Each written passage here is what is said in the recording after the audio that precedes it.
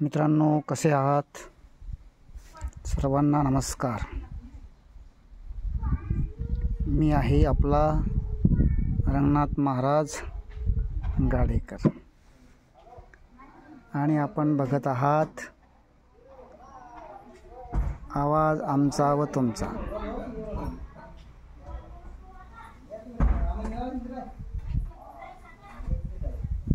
तर आज विषय असा आहे,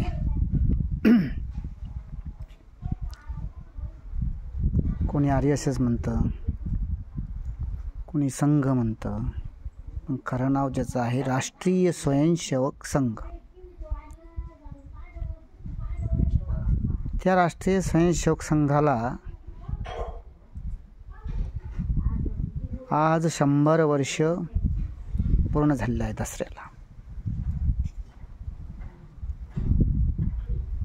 ज्यावेळेला संघाची स्थापना झाली 1925ला, त्यावेळेस इंग्रजी तारीख होती 27 सप्टेंबर 1925. परंतु आपल्या भारतीय तिथीनुसार दसरा म्हणजे विजयादशमी. आपल्या हिंदू संस्कृतीमध्ये 3.5 मुहूर्त मानले जातात.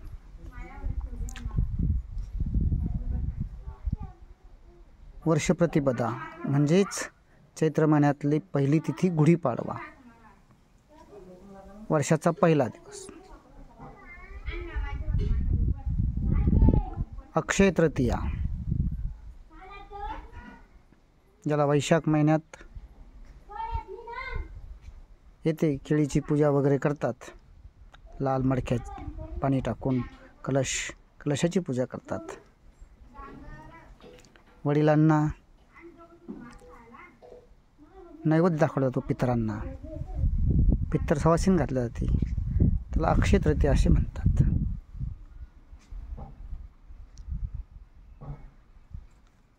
व विजयादशमी,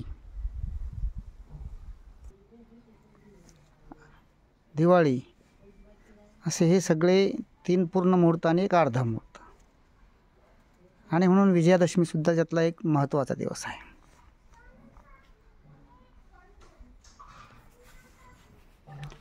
आणि म्हणून आपण जे डॉक्टर हेडगेवार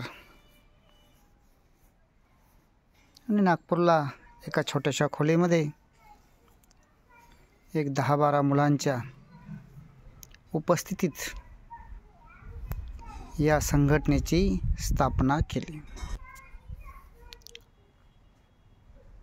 निस्वार्थपणे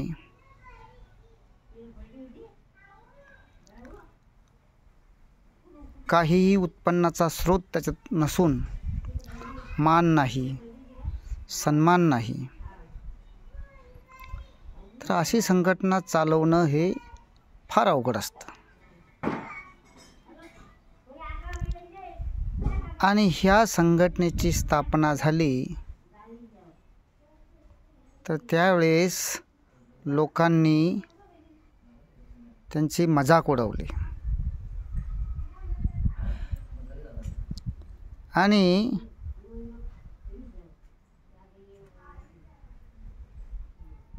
पोरांचं संघटन, पोरांची संघटना अशी त्याची थट्टा उडवली. आणि अशी संघटना 100 वर्ष चालवणं एवढं सोपं काम नाही. त्यांनी काही वेगळं काम केलं नाही. आणि या संघटनेची स्थापना केली. त्यांचं पूर्ण नाव परमपूजनीय डॉक्टर केशव बळीराम हेडगेवार. तसं पाहिलं तर डॉक्टर हे जनावरांचे डॉक्टर होते, परंतु ते पुढं चालून माणसाचे डॉक्टर झाले. म्हणजे माणसं घडवण्याचं तंत्र त्यांनी विकसित केलं. आत्ताच काल परमपूजनीय सरसंघचालक मोहनजी भागवत यांनी सांगितलं,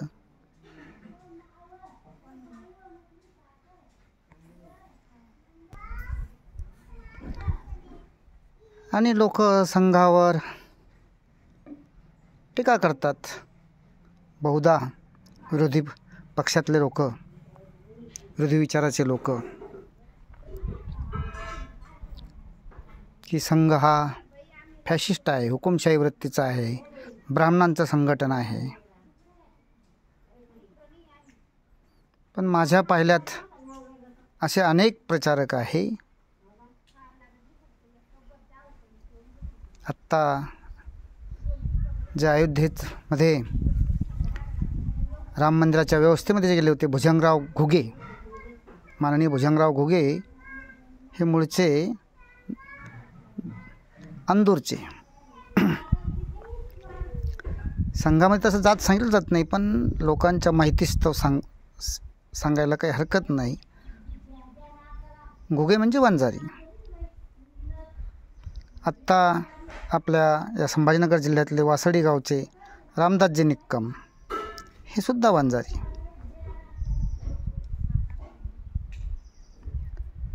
दुसरे भाऊरावजी कुदळे हे माळी. म्हणजे प्रत्येक जातीमधले संघामध्ये प्रचारक आहे. पण संघामध्ये कधीही तुमची जात काय आहे हे विचारल्यात जात नाही. हे सगळ्यात पहिल्यांदा महत्त्वाचा विषय आहे. पण जे लोक कधी संघात गेलेच नाही, त्यांना या गोष्टीची कल्पना नसते, ऐकीव माहिती असते, आणि विरोधक मुद्दामहून अशा गोष्टी समाजामध्ये प्रेरित असतात. कारण संघावर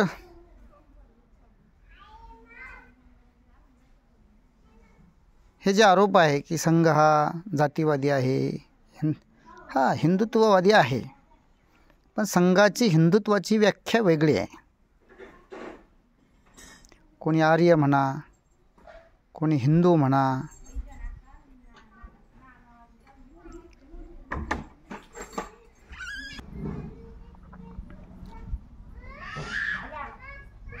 आणि हळूहळू संघाचा विस्तार होत राहिला. परंतु संघावर हे होत असताना अनेक संकटसुद्धा आले. आणि ज्या वेळेला महात्मा गांधींची हत्या झाली, त्यावेळेला सुद्धा राष्ट्रीय स्वयंसेवक संघावर बंदी आणण्यात आली.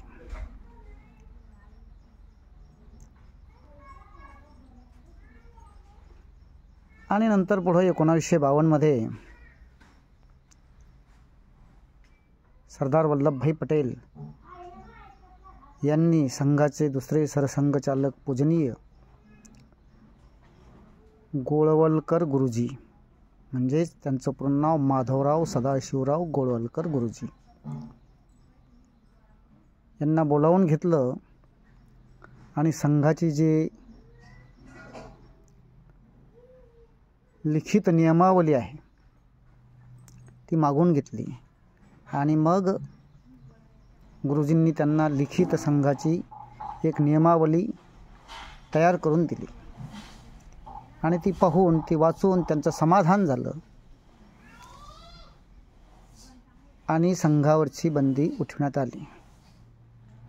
तसं जर पाहिलं, अर्थार्थी तसा काहीही या गोष्टीचा संबंध नव्हता. नथुराम गोडसेचा आणि संघाचा विशेष असा काहीही संबंध नव्हता. परंतु तो संघावर आरोप लादून नेहरूजींनी संघाला अडचणीत आणण्याचं काम केलं.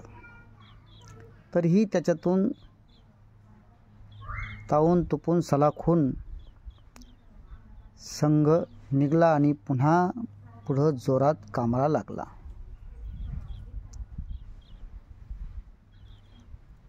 आणि मग 1952लाच श्यामाप्रसाद मुखर्जी यांच्या अध्यक्षतेखाली जनसंघाची स्थापना झाली.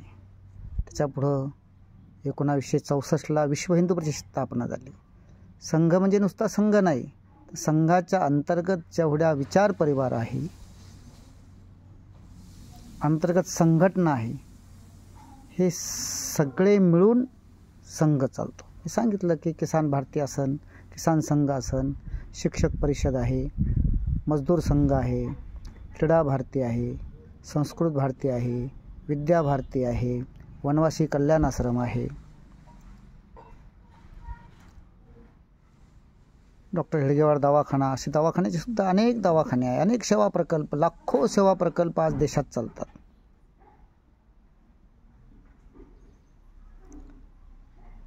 बँका सुद्धा आहे. आणि पुन्हा इंदिरा गांधीने आपल्या देशावर आणीबाणी लादली आणि पुन्हा संघ परिवारावर बंदी आणली. आणि संघ परिवारातल्या अनेक लोकांना 18 महिने कारागृहात डांबून ठेवलं.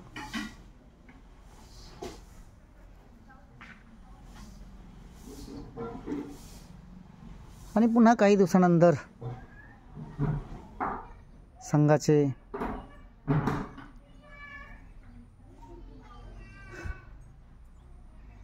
काही पुरावे सापडले नाही किंवा इंदिरा गांधीला कळून चुकलं ही बंदी उठवल्याशिवाय काही खरं नाही, आणि म्हणून त्यांनी संघावरची बंदी उठवली. आणि मग 1978ला जनता पार्टीचं सरकार आलं, मोरारजी देसाई पंतप्रधान झाले. परंतु एवढ्या बंदी येत असताना, एवढे बंधनं येत असताना, अडचणीत असताना संघाचा विस्तार होत राहिला. कारण संघामध्ये शाखा आहे, सत्संग आहे, प्रत्येक संघटने ज्या अंतर्गत संघटना आहे, प्रत्येक संघटनेचं वेगवेगळं काम आहे. कामं तशी स्वतंत्र चालतात, कोणीही कोणाच्या कामामध्ये हस्तक्षेप करीत नाही, पण सर्वांचा समन्वय असतो. कारण सर्वांची ध्येय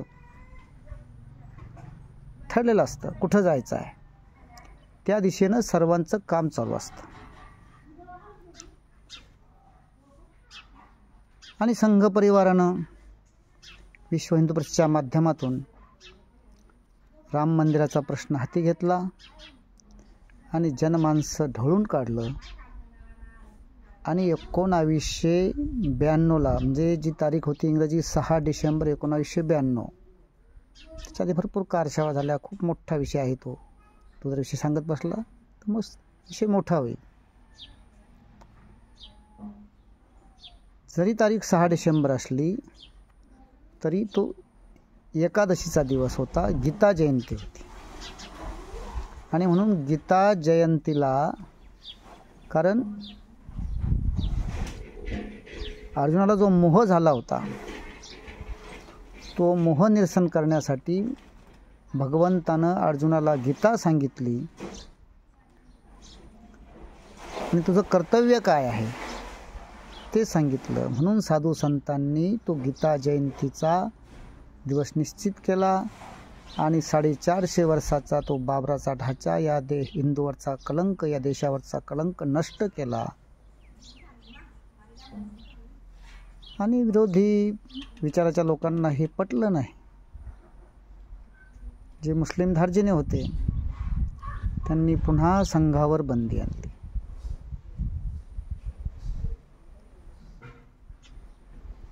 आणि याच्यातही संघाचा असा कुठं यांना पुरावा सापडला नाही किंवा जनमानसाचा रेटा, म्हणून पुन्हा 1-2 वर्षात संघावरची बंदी उठवली आणि संघ विस्तारत गेला आणि संघ विचाराचा पहिला पंतप्रधान या देशाला अटल बिहारी हे लाभले. परंतु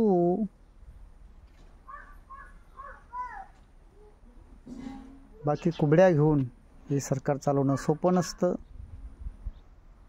आणि म्हणून पहिले 13 दिवस 13 महिने आणि 5 वर्षे जवळजवळ 5 वर्षाला कमी असताना अटल बिहारीने स्वतः संसद विसर्जित केली, इंडिया शायनिंगचा नारा दिला आणि पुन्हा ते सरकार पडलं. परंतु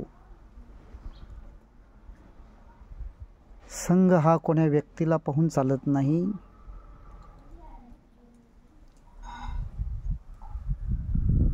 आणि संघ विचाराच्या माध्यमातून 2014ला नरेंद्र मोदीच्या रूपानं एक सशक्त असा पंतप्रधान आपल्या देशाला लाभला. आणि मग काय, जवळजवळ 50-60% मंत्रिमंडळामध्ये संघ विचाराचे लोक आले. हरियाणाचे मुख्यमंत्री मनोहरलाल खच्चर असन, इकडे देवेंद्र फडणवीस असन, नितीन गडकरी असन, राजनाथ सिंह असन,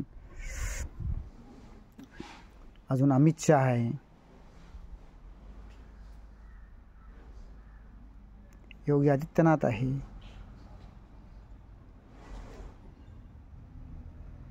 आता आसामचे मुख्यमंत्री, राजस्थानचे मुख्यमंत्री, मध्य प्रदेशचे मुख्यमंत्री शिवराज सिंह चौहान, असे अनेक दिग्गज लोक आहे. हे संघ विचारातून घडलेले लोक आज या राज्यकारभारामध्ये मंत्रिमंडळात आहे. जे शीर्ष नेतृत्व आहे, राष्ट्रपती असेल, उपराष्ट्रपती असेल, हे सर्व संघ विचाराचे लोक आहे.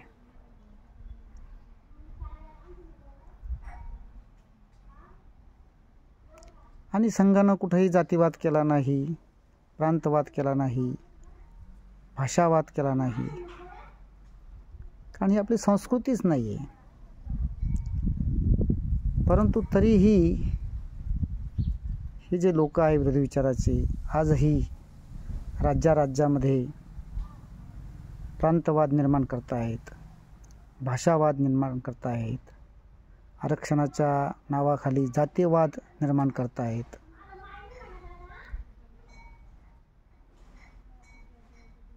संघ विचार हा सर्व हिंदू धर्मीयांना एकत्र आणण्याचा विचार करत आहेत. परंतु हे जे लोक आहे या संघटित झालेल्या लोकांना विघटित करण्याचं, तोडण्याचं काम करत आहेत. परंतु जोपर्यंत या देशात राष्ट्रीय स्वयंसेवक संघ आहे तोपर्यंत हिंदू धर्म हा पुन्हा चांगल्या स्थितीत येईल आणि हिंदुत्ववादी विचारातच सरकार या देशात राहील असं मला वाटतंय. आणि आज संघ हा देशातल्या प्रत्येक घराघरामध्ये, कोण्याकोण्यामध्ये, प्रत्येक राज्यामध्ये, प्रत्येक माणसापर्यंत पोचलेला आहे. आणि म्हणून हा व्हिडिओ आपला आवडल्यास या चॅनलचे सबस्क्रायबर व्हा, म्हणजे सदस्य व्हा, लाईक करा, शेअर करा आणि बेल आयकॉन घंटीचे बटन दाबा. तुर्तास थांबतो. जय श्रीराम.